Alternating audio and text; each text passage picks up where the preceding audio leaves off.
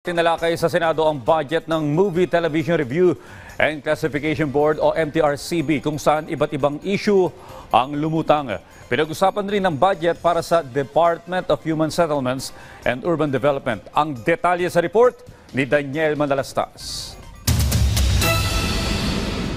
Sa budget hearing ng Senate Subcommittee on Finance, isa sa inungkat sa pagdinig ay ang mga pelikula na nakatanggap ng X rating mula sa MTRCB, tulad ng pelikulang Alipato at Muog, pati na ang kontrobersyal na pelikulang Dear Satan. Piniliwanag ng MTRCB ang kanilang ginawang hakbang. To make it clear, Mr. Chairman, we have given them an exemption permit asked by the CCP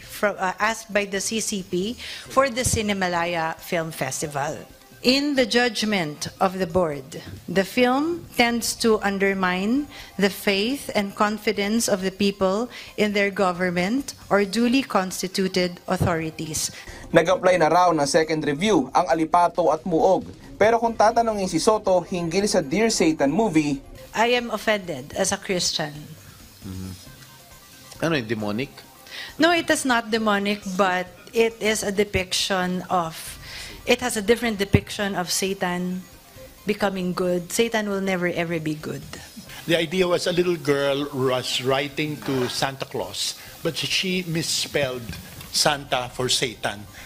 And it was Satan who received her wish. It was also found to be violative of the Presidential Decree of 1986. Isa pa sa inungkat sa pagdinig ay kung paano ang ginagawang solusyon ng MTRCB para ma-regulate ang ilan pang pelikula na sinasabing malalaswa.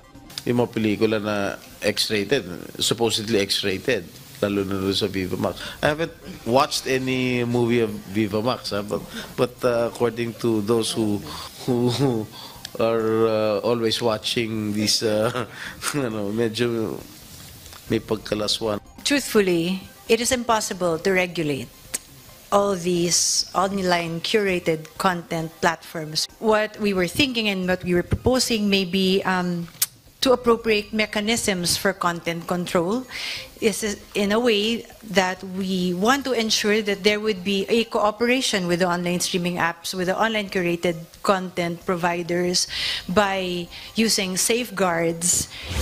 Isa pang sumalang sa budget hearing sa Senado ay ang panukalang budget ng Department of Human Settlements and Urban Development. Isa sa minumungkahi ni Senator Ronald De La Rosa ay mismong ang kagawaran na ang lumapit sa mga nasalanta ng kalamidad para tumulong sa tulong ng mga LGU. I'm not criticizing how you disburse your money, how you use your money, kundi sa akin lang, paano makarating doon. Siguro kunik lang ng kunik doon sa mga nasalanta para makatulong tayo.